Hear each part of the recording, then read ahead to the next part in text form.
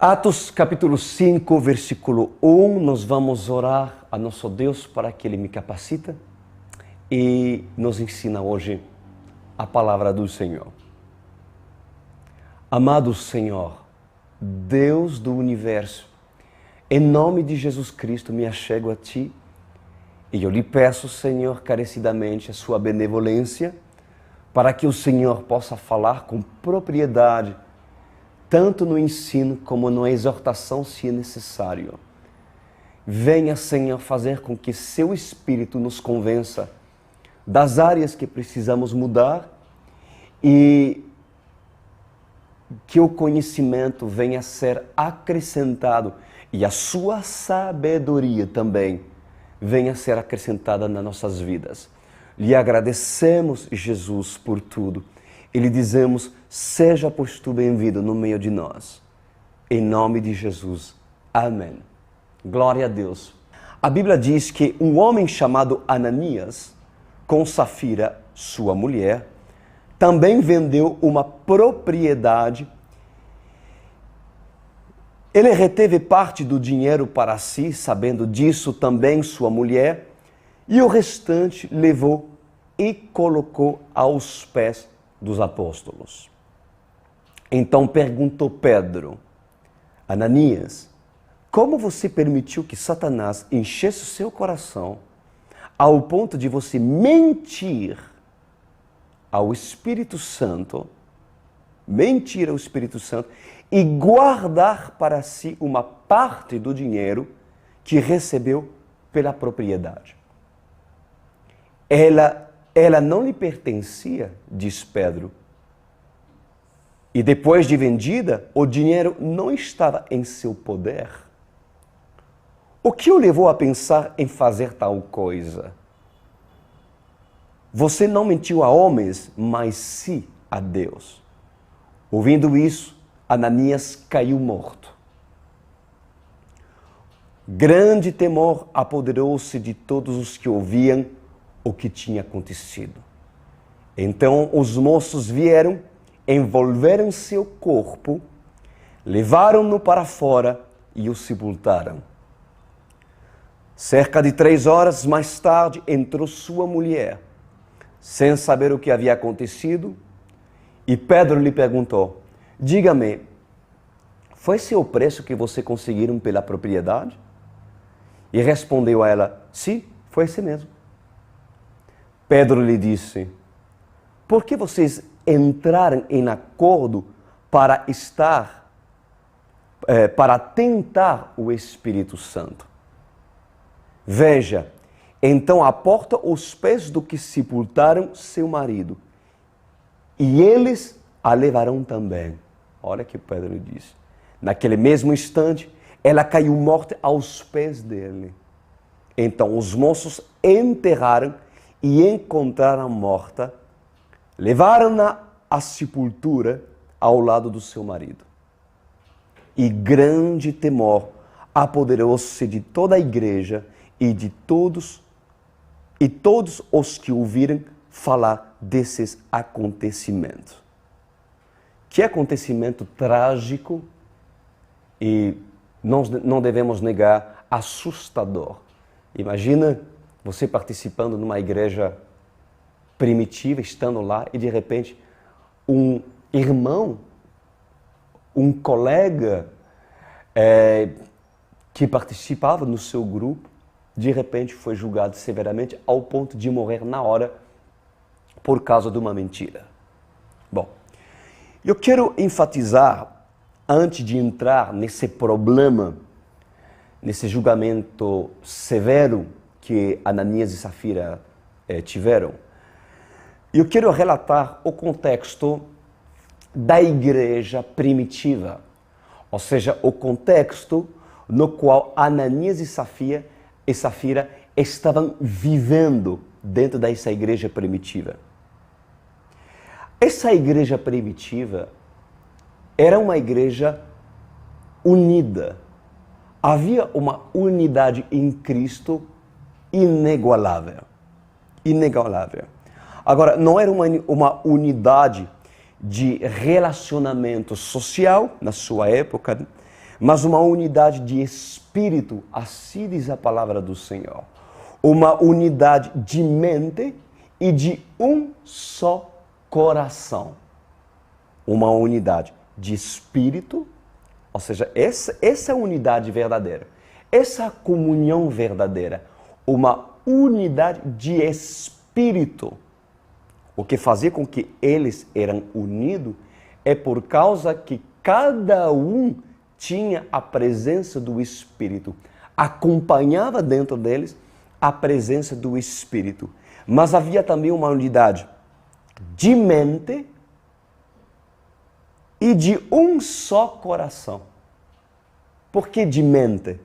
Porque a mente estava colocada, de cada cristão estava colocado na sã doutrina e nas diretivas dos apóstolos, que eles mesmos estavam sendo instruídos pelo próprio Espírito Santo.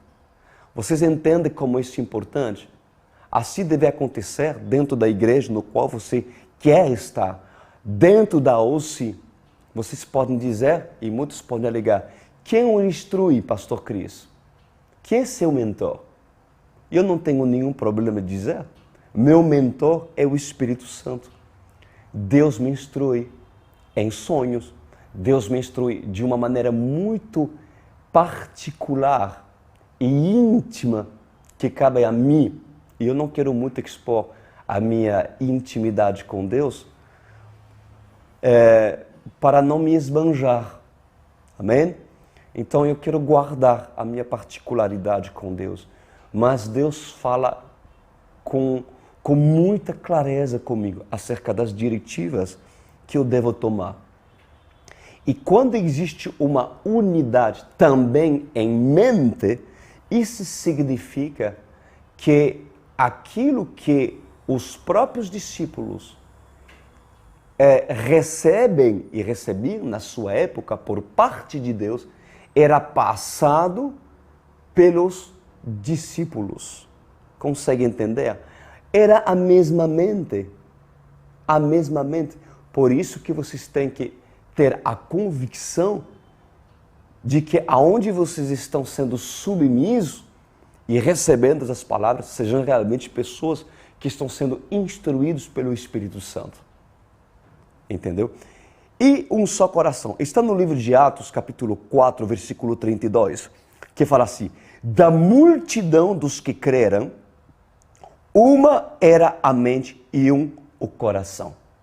Ninguém considerava unicamente sua coisa alguma que possuísse, mas compartilhavam tudo o que tinha. Que bonito, né, gente? Eles compartilhavam absolutamente tudo o que tinha. Era um nível de unidade que, na verdade, era possível fazer isso. Por causa de quê? Por causa do nível de unidade que tinha.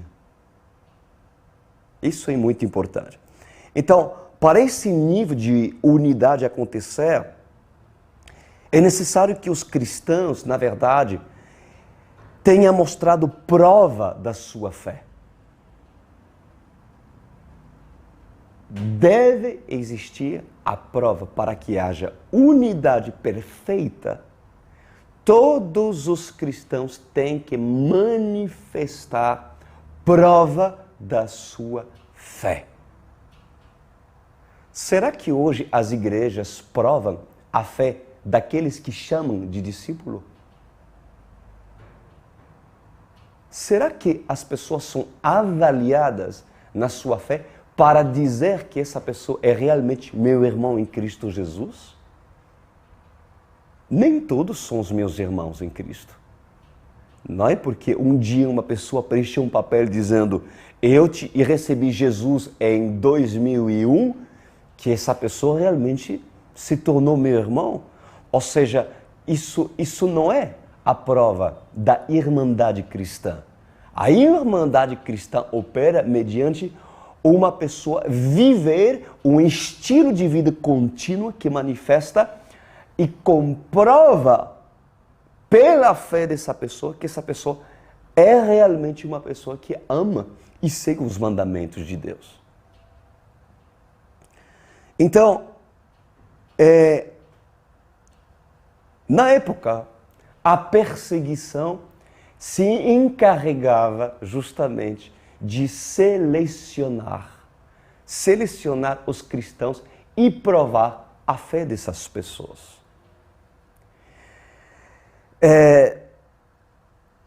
Para que nos dias de hoje isso aconteça, é necessário que os grupos cristãos que confessem a sua fé sejam avaliados de forma seletiva e também sejam avaliados pelo discernimento que o Espírito Santo dá à liderança que serve a Deus.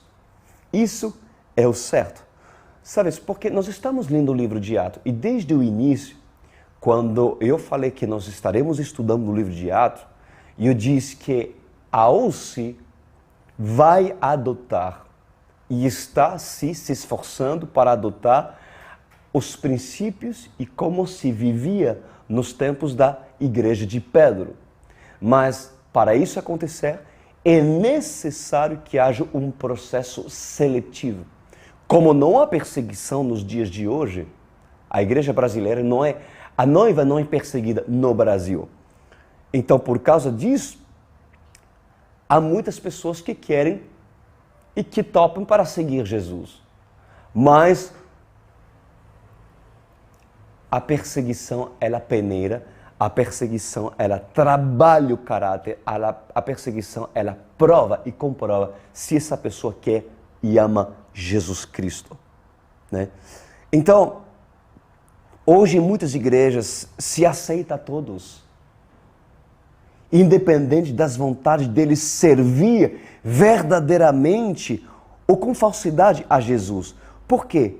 Porque os valores que o sistema evangélico procura não são valores de base ao caráter cristão, mas sim valores baseados em avaliar talentos. Avaliar talentos. É o empresário dizimista, mas adultério, né, emprestando a sua casa para um líder de célula que vive elogiando e bajulando aquilo que Deus rejeita.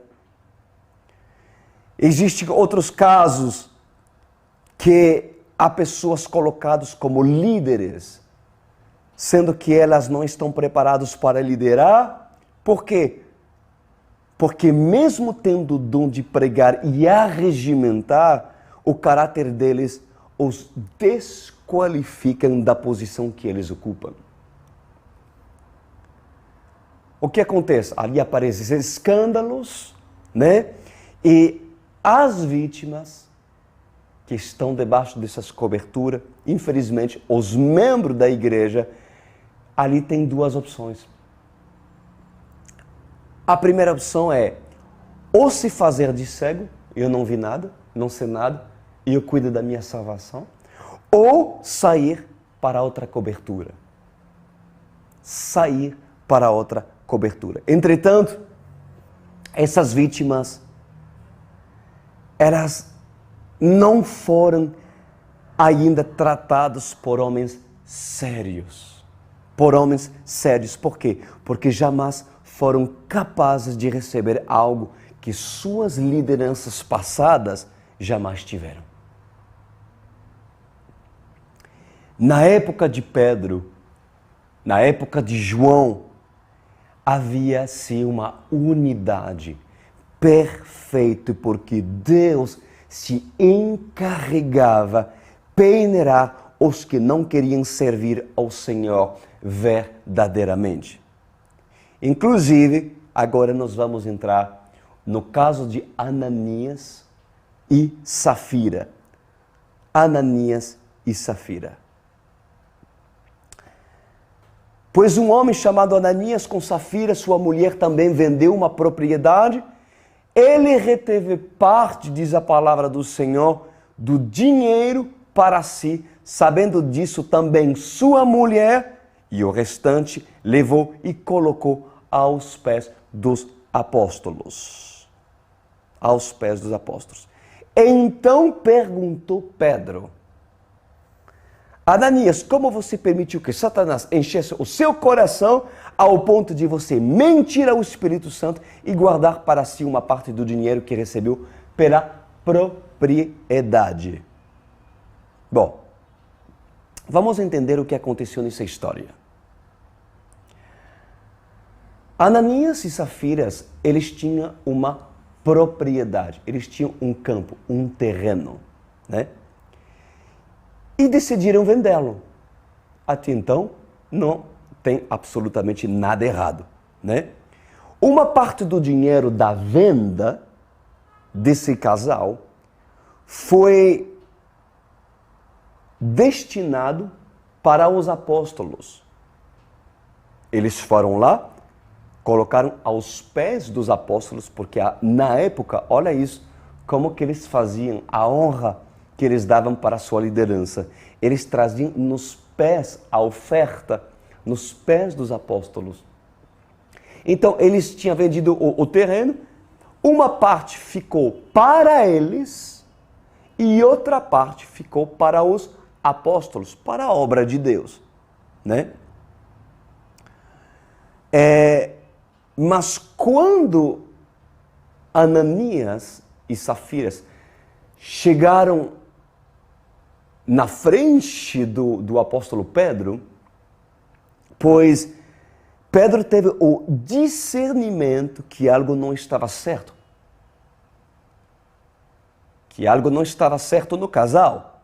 E, na verdade, ambos, diz a palavra de Deus, tinham mentido ao Espírito Santo. Eles tinham mentido ao próprio Deus. Bom, a primeira lição que eu quero ensinar para vocês é nesta noite. A primeira coisa que eu quero abordar é que não houve erro por parte de Ananias e Safira em vender o terreno deles e fazerem o que quiserem, obviamente, com o dinheiro. Afinal, o dinheiro era deles. Concorda? Mas, o fato que o casal, eles tinham se compromissado de... eles tinham se compromissado de algo e não cumpriram. Eles tinham se compromissado com Pedro de algo e não cumpriram. Na verdade, a Bíblia não especifica, né, a mentira deles, mas o que sabemos é que eles mentiram a Deus. Isso é um fato. É muito provável que diante do Espírito Santo ambos se comprometeram em doar esse terreno para a obra de Deus. Mas, com certeza, retrocederam e, para não dar mal impressão, aparentemente, diante dos homens, o casal apenas deu uma parte do terreno do campo vendido. No versículo 5, diz assim: ouvindo isso, Ananias caiu morto.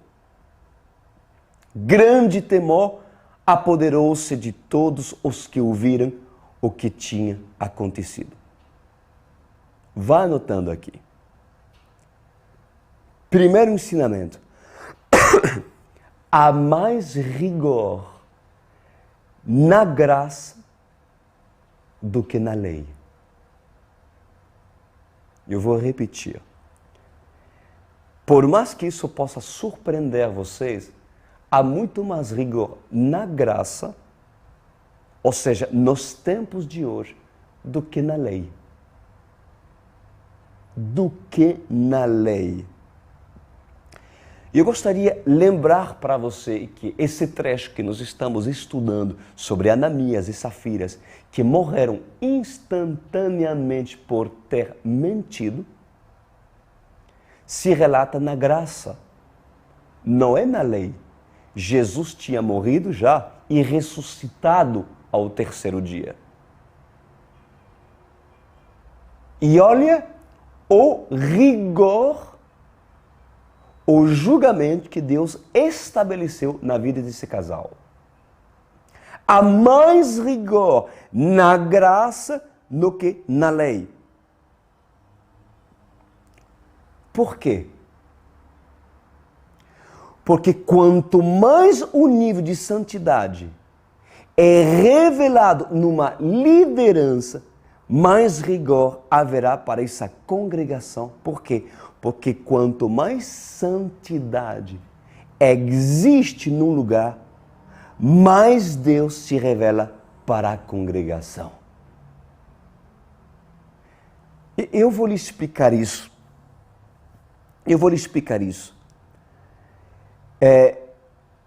Na lei, isso é muito bem explicado. Quando na lei, ou seja, no Antigo Testamento, quando eu trato da lei, se fala no Antigo Testamento, quando no Antigo Testamento, um sacerdote precisava entrar no lugar santo, ou no lugar santíssimo, havia uma tenda, para as pessoas muito leigo que não sabem. Na época, havia uma tenda no qual habitava o próprio Senhor. O Senhor decidiu viver no meio do seu povo e ele se manifestava no meio da sua congregação, mas ele habitava dentro de uma arca, a Arca da Aliança, que se colocava no lugar santíssimo. E quem entrava para servir dentro do templo, entrar no lugar santo e no lugar santíssimo, que era os compartimentos da tenda que Deus estabeleceu, da sua época, para os sacerdotes servirem dentro do templo, era necessário que o sacerdote estiver em perfeita santidade. Em perfeita santidade. Inclusive, nas roupas sacerdotais dos sacerdotes, eles tinham que amarrar uma corda que ligava o sacerdote às pessoas que estavam fora da tenda. Por quê? Qual era o motivo dessa corda? Eu vou falar isso depois. Mas dentro das roupas sacerdotais, o sacerdote tinha que levar sobre si também sinos, que faziam barulho quando eles andavam. Por que esses sinos? Esses sinos aconteciam para que o povo da fora soubessem se o sacerdote estava vivo ou estava morto.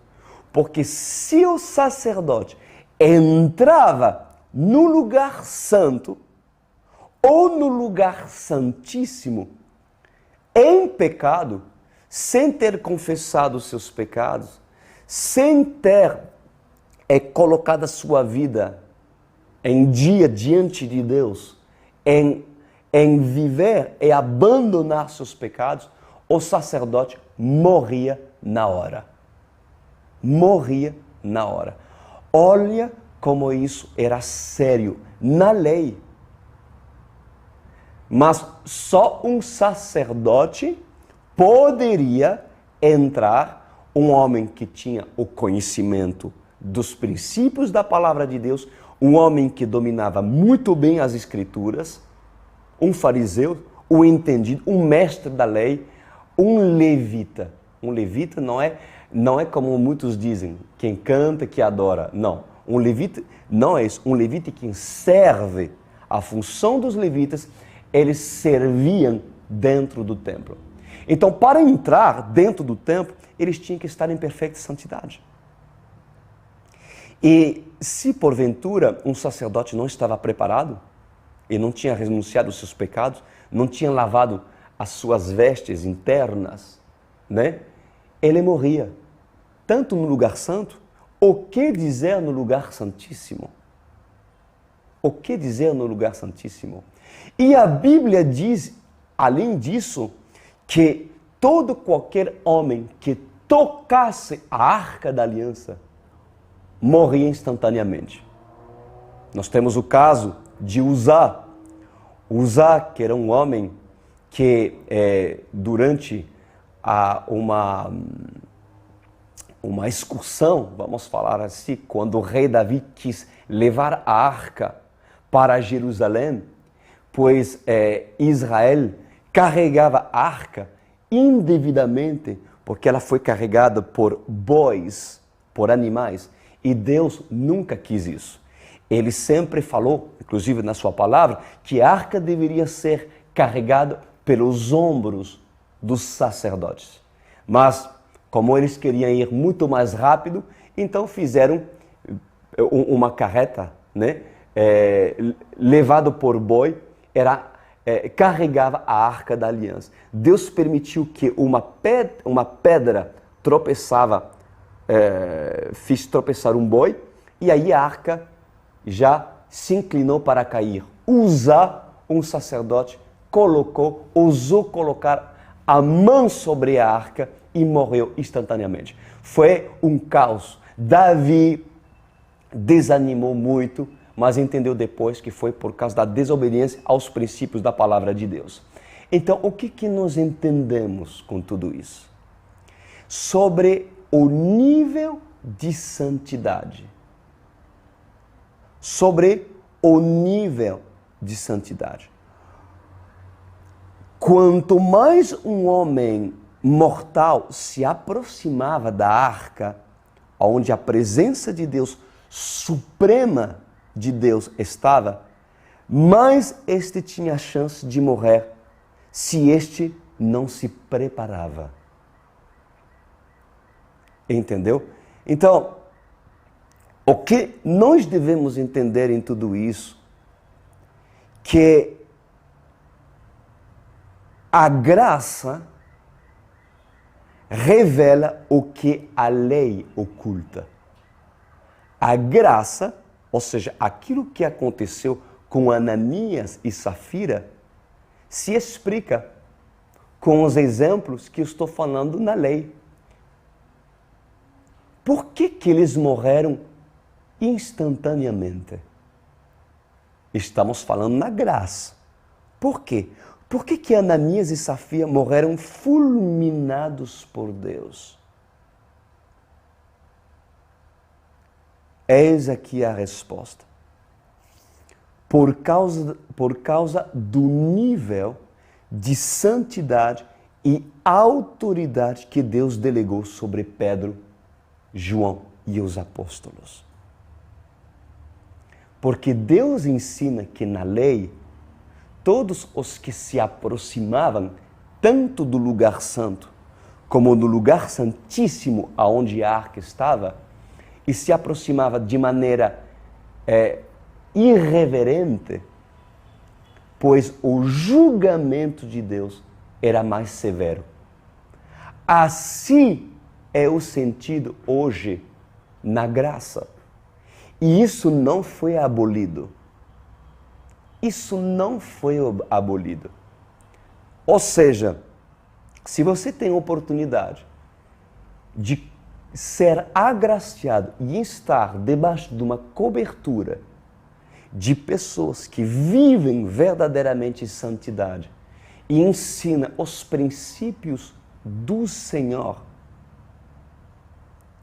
e eu lhes garanto que o rigor será muito mais severo para as pessoas que se abrigam debaixo dessa autoridade por parte de Deus. Quando essas pessoas recebem e se beneficiam de uma graça, de um poder, de milagres, de ensinos provindo de Deus. Ou seja, quanto mais a santidade de Deus se revela num lugar, mais reverência nós devemos ter por parte de Deus.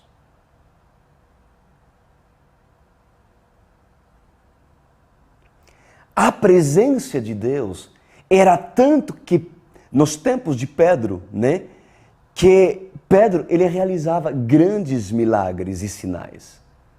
Mas também a própria congregação, eles experimentavam o sobrenatural por parte de Deus. A própria congregação tiveram experiências incríveis. No capítulo 4 do livro de Atos dos Apóstolos, eles relatam que eles estavam orando no cenáculo. Aliás, não era no cenáculo, mas estavam orando quando de repente, depois da oração, a terra tremia. Já pensou o nível de experiências que esse povo da igreja primitiva experimentaram? A santidade do Senhor era muito revelada por causa do nível espiritual e nível de santidade que os apóstolos tinham. E assim passavam para os seus discípulos. Deus, ele se revelava tanto na igreja primitiva,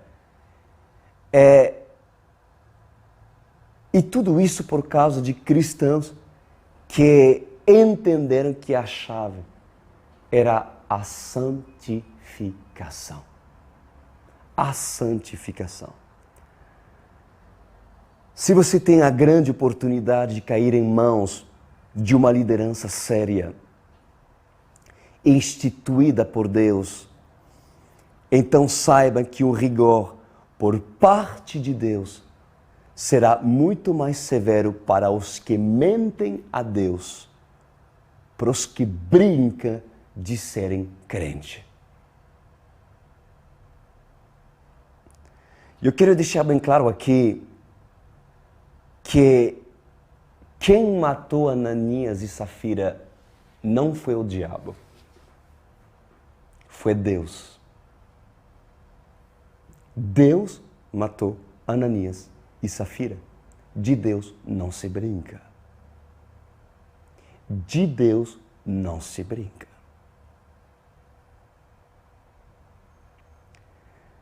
Eu creio que muitos não pregam essa passagem de Ananias e Safira em tempo da graça porque não querem ver, se recusam ver o lado do juízo de Deus.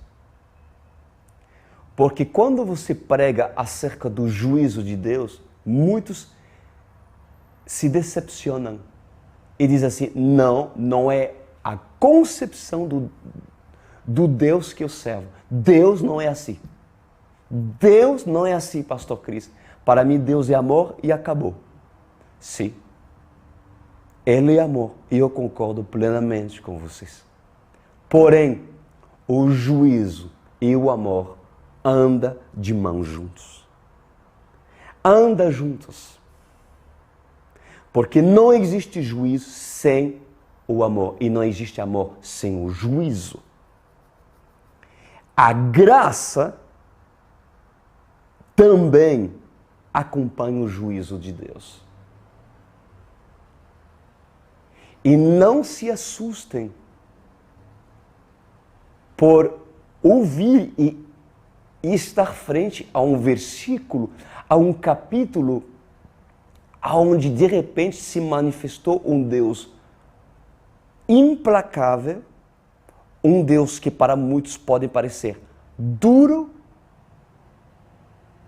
ou para outro com falta de misericórdia.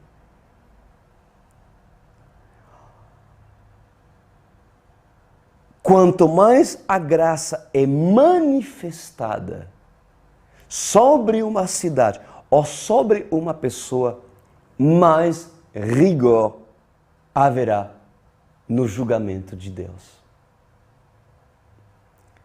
Mateus 11, 21. Olha o que fala em Mateus 11, 21. Jesus diz, na graça, tá? Ai de você, Corazim! Ai de você, Betsaida! Porque se os milagres que foram realizados entre vocês tivessem sido realizados em Tiro ou Sidão, há muito tempo elas se teriam arrependido, vestido roupas de saco e cobrindo-se de cinza. Mas eu lhes afirmo que no dia do juízo haverá menor rigor para Tiro e Sidão do que para vocês. E você, Cafarnaum, será elevado até o céu? Não. você descerá até o Hades. O Hades é o inferno. Se os milagres em que vocês foram realizados tivessem sido realizados em Sodoma, ela teria permanecido até o dia de hoje. Mas eu lhe afirmo, diz o Senhor Jesus, que no dia do juízo haverá menor rigor para Sodoma do que para você. Ou seja, na graça houve mais rigor e severidade para Corazim e Betsaida. Por quê? Porque Jesus não foi valorizado. A graça não foi valorizada. E com tudo que Sodoma e Gomorra sofreu, com a sua destruição, menor julgamento haverá sobre elas. Nessa noite vocês podem se perguntar: por que Deus não teria dado tempo a Ananias e Safira de se arrepender?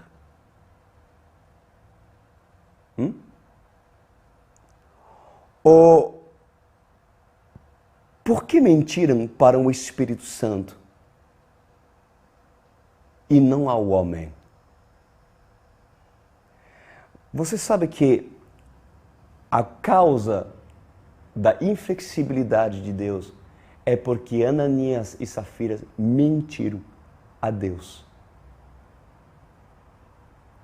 Eles queriam manter uma boa aparência e é muito provável que eles se comprometeram em vender o campo e dar tudo. Mas como eles queriam dar uma imagem de bom moço e queriam agradar Pedro, queriam agradar os homens, o que eles fizeram? Nós não vamos combinar antes, vamos ficar com um pouco da venda desse campo e vamos mentir, vamos falar que esse terreno é doação. Queridos, olha isso, o que aconteceu. Olha a severidade por parte de Deus. Quando essas coisas acontecem, principalmente quando existe um ministério sério, não é de surpreender-se que muitas pessoas entram em brecha e de tal forma que às vezes o juízo de Deus é manifestado por doença, por câncer, por tumores, por enfermidades. Olha isso, como essas coisas são sérias.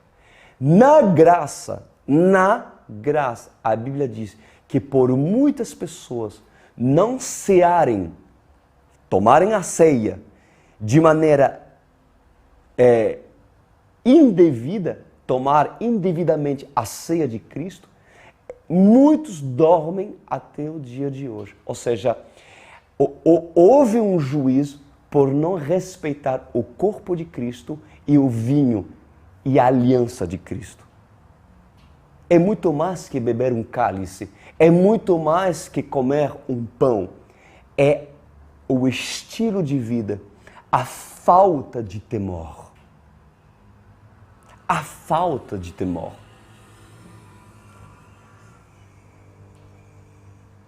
É necessário hoje, em tempo da graça, que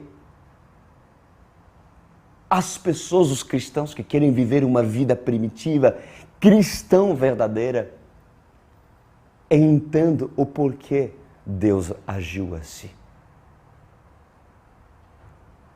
Mas lembre-se, quanto mais vocês estarão perto do ministério sério, e vocês serão agraciados em poder ouvir lindas palavras, em poder se beneficiar da unção desse ministério, em poder ter experimentado o sobrenatural de Deus. mais rigor e mais severidade acontecerá para aqueles que não tomam a sério as coisas de Deus. A Bíblia diz no versículo 11: e grande temor apoderou-se de toda a igreja e de todos os que ouviram falar desses acontecimentos.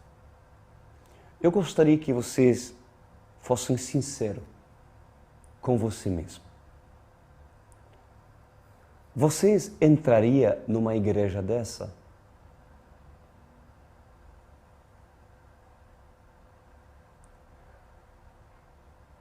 Vocês entrariam e prevaleceriam numa igreja dessa se vocês ouvissem falar desse caso?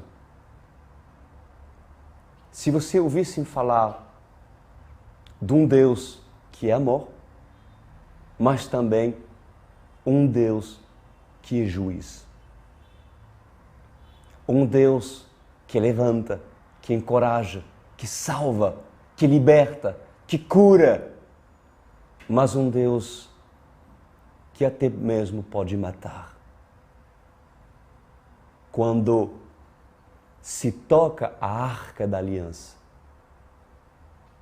quebrando o princípio, quando se entra no lugar santíssimo, sem que não haja confissão de pecado,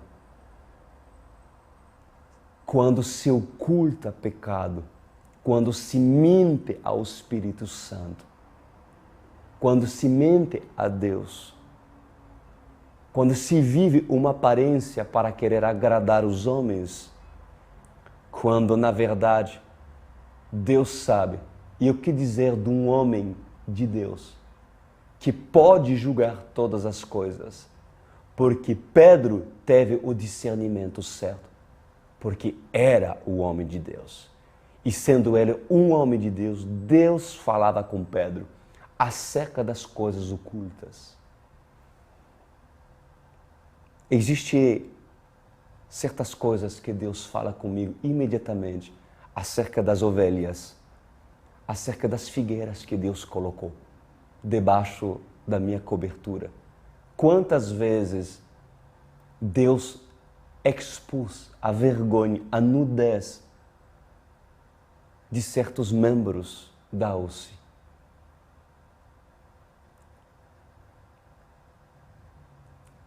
Haverá caso em que Deus dará tempo para as pessoas se arrependerem. Na verdade, vai depender do nível de maturidade dessas pessoas e daquilo que elas têm entendido por meio da palavra de Deus. Não cabe dúvida de que Ananias e Safira realmente viram muitas coisas. Mas quiseram enganar a Deus. Vocês entrariam nessa igreja? Vocês escolheriam uma igreja assim, por acaso? O que dizer de Pedro? Se Pedro estivesse na OSCE, na Online World Church, o próprio Pedro, você o julgaria duro? Você o julgaria severo? Ou talvez sem coração, insensível? Para ele profetizar, como muitos pensariam, profetizou a morte e morreu. Primeiramente, vocês devem entender que Pedro não profetizou a morte de Ananias e Safira. Deus apenas repetiu o comando daquilo que Deus quis que Pedro falasse. Porque ninguém deve profetizar por si mesmo. Um profeta profetiza porque Deus mandou profetizar e não porque ele quer. Ou seja, se ambos morreram, é porque Deus quis dar uma tremenda lição para essa igreja primitiva. e porque esse casal merecia.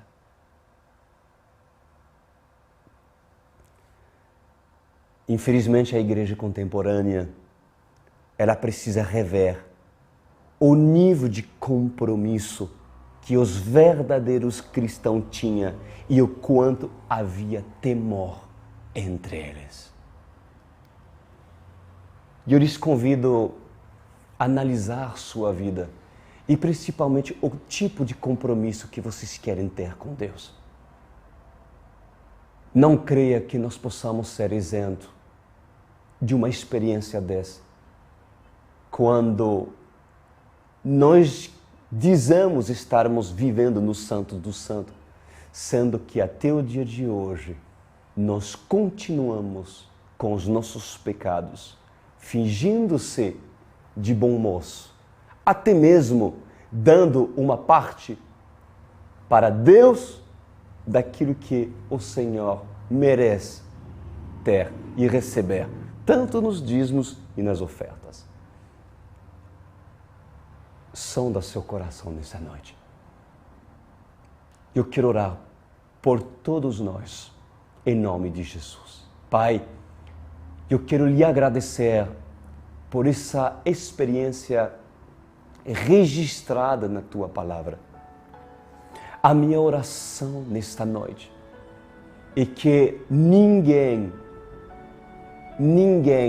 venha entrar ou querer se aventurar no lugar santo ou no lugar santíssimo, sendo que Tu nos chamas hoje de sacerdotes reais.